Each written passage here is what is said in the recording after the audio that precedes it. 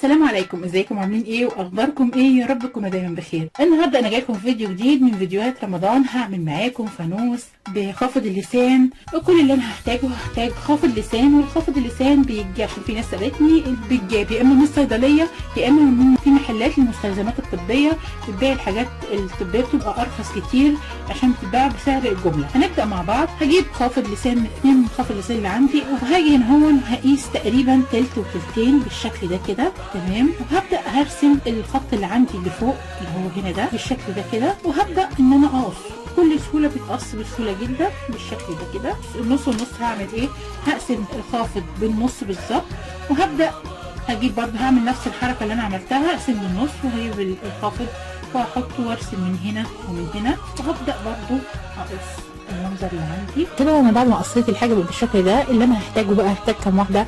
هحتاج 16 من اللي هو التلت وتلتين، وهحتاج من اللي هو النص دون هحتاج منه 32. يعتبر 16 عود على بعضهم وهنقسمهم بالنص هيبقوا 32. دلوقتي بقى الخطوه اللي عندي ان انا هبدا بقى اجمع الحاجه. هعمل ايه؟ هجيب خيط وابره بالشكل ده كده، يعني يستحسن خيط يبقى محمل، يبقى خيط تخين شويه. وهجيب عندي زي ما احنا شايفين خرز. انا عندي دي كان جزء من فرنشه فكيتها، فرنشه بتاعت ستاير، فهجيب واحده من خافض اللسان وهبدا هدخل فيها الابره بتخش بسهوله جدا. هحط واحده من التانيين في النص هنا كده تقريبا.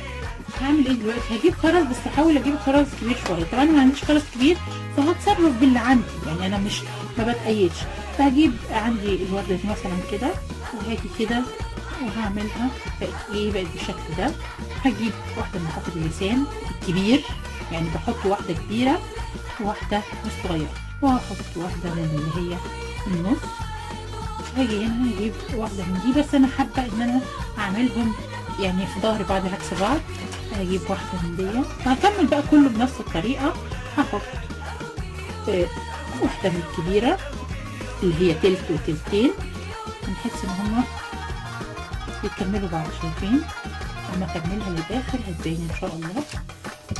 نكملها بقى كلها بنفس الطريقه، ونرجع بقى نشوف الخطوه اللي بعد كده هتبقى ايه. بتبقى تعمل حاجه بالشكل ده، هنا التلتين وده اللي هو النص. جيت في الاخر بعد ما خلصت حطيت واحده كده، دي اللي هنهي بيها الناحيه التانيه. هاجي الناحيه التانيه كده، وهاجي هنا هو عند الخيط هدخل الابره ما بين الخيطين بالشكل ده كده. هبدا اشد كويس جدا علشان يتقفل معايا الفانوس حلو. طبعا هو مش هيبان غير لما يكمل. دلوقتي انا هبدا الم الجزء اللي فوق، انا هخليه بالشكل ده كده عشان يبقى سهل معايا. هجيب الخيط، هبدا بقى ادخل الابره اللي عندي، وهجيب بقى خرز وهحط واحده خرز وادخل الابره في الخافض اللي بعديها. هركب واحده واحده يعني كده. هعملها بقى كلها بنفس الطريقه، كل ما الخرز اللي فوق ده يبقى اصغر كل ما يبقى افضل. هعمل بقى الاجزاء اللي عندي كلها بنفس الطريقه. احاول على قد ما اقدر ان انا اعمل الارتفاع اللي عندي واحد، عشان ما يبقاش واحد طالع واحد نازل. هعملها بقى كلها، وبعد كده نشوف هنعمل ايه بقى في الجزء اللي تحت. هنا كده هاجي برضه على اخر واحده وهربط من هنا، يا اما هعمل ايه؟ هعدي الابره اللي عندي في اللي قبليها كده، يعني انا عديتها من الخشب كده وهقعد هنا. بس بقى هاجي هنا هطلع الخيط اللي عندي ده من النص من هنا، تمام. وهجيب وردة من اللي انا كنت لسه عامله بيهم، احطها كده، تمام. وهجيب عندي خرز، حبة خرز كده ورا بعض عشان اعمل الايد بتاعة الفانوس. وهاجي هنا في الخرز، انا حاطه خرزة كبيرة في الاول، هعدي منها الخيط كله كده بالشكل ده، وهشد وهعملها من الناحية التانية، هلفها من الناحية التانية علشان تبقى متوسطنة من هنا تبقى كويسة. هبدأ اعقد الجزء اللي هنا ده كويس. انا هعمله خيط تاني عشان الخيط هنا قصير، وهظبطها وارجع لكم نشوف الجزء اللي في الاخر تحت. انا دلوقتي بقى الجزء اللي عندي بالشكل ده بقى جامد جدا. انا جيت هنا هو وبدات ادخل الابره من اليمين والشمال، اخدت الخيط كله فبقت جامده. بصوا جامده جدا على ومسكت، يعني الخشب مسك في بعضه. الوقت اللي انا هعمله ان انا بقى هلم الجزء اللي هو اللي تحت، هدخل عود من الخشب كده، وبعد كده هو انا هدخل واحد من اللي هما الصغيرين اللي هو النص. هجيب خرز من رفيع خالص اللي انا حطيته من فوق، هحط واحده، وبعد كده هو هكمل بقى واحده وواحده وواحده من كل حاجه بالشكل ده كده. هحط واحد منخفض النص دون، بعد كده احط خرزه رفيعه وهبدا ادخلها تاني في اللي بعديها. هنا كده عشان اعرف اكمل الشغل بتاعي هبدا بقى اشد الخيط اللي عندي علشان اقدر اكمل، يا اما نعمل خيط طويل عشان نعمله كل مره واحده بعد كده نبقى نكمل. وهبدا بقى اكمل عندي زي ما انا كنت عامله بالظبط اكمل.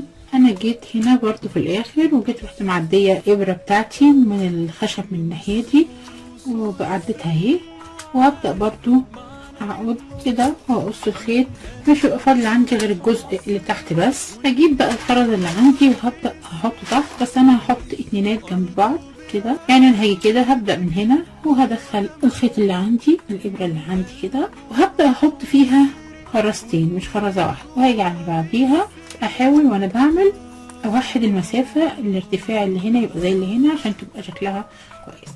هعملها كلها بقى بنفس الطريقه كده ونشوفها بقى المنظر النهائي بتاعها شكلها ايه.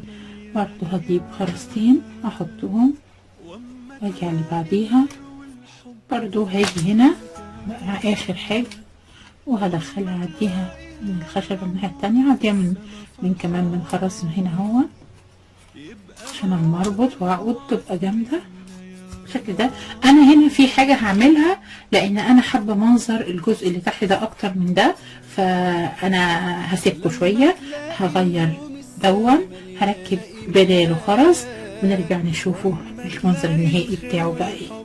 هنا كده انا قلت لكم هغير الخرز، فانا حبيت اوريه لكم. انا قصيت جزء كده وبدات انسل دون، مش عارفه حسيت ان حباه كده اكتر، هو كده برده مش وحش بس حاسه ان الخرز شكله احلى. طبعا لما باجي اعمل الحاجه دي ما ببقى اول مره بتبقى الفكره بس في دماغي وببقى مجهزه لها، لكن ما ببقاش عاملاها قبل كده، فانا بعمل الحاجه على طول معاكم وبجربها وانا بشتغل. فعشان كده ممكن وانا بعمل حاجه احس ان في حاجه احسن فابدا اعملها زي ما احنا شايفين، بشيل واحده واحده عشان ما تبص مني. طبعا هو ما حدش يعمل كده، ان شاء الله تعملوها على طول. هي برضه حتى ما انا بغيرها كده مش صعبه يعني، لان الحاجه مكانها واضح وباين، فالموضوع سهل خالص زي ما احنا شايفين اهو. انا كده هنا الفانوس بقى عندي بالشكل ده، شكله جميل جدا لذيذ قوي. انا بس حابه اعمل بقى فيه حاجتين كده عشان المنظر. اول حاجه هعملها انا عندي هنا دي وحده اضاءه، وحده الاضاءه دي موجوده باشكال كتير في حاره اليهود وفي الاماكن اللي بتبيع الجمله ممكن نلاقيها. انا دي كانت عندي قبليكه كده بتنور بتاعت اسبوع اتكسرت ففضل منها دي، فانا هركبها. هاجي هنا اهو احط شمع هنا في الجزء اللي هنا ده. طبعا الشمع اللي انا هحطه دون هيجمد الفانوس عندي اكتر، هيبقى احسن بالشكل ده كده. وهبدا احط الوحده اللي عندي دي كده ثواني بس تمسك نفسها وبعد كده ننورها.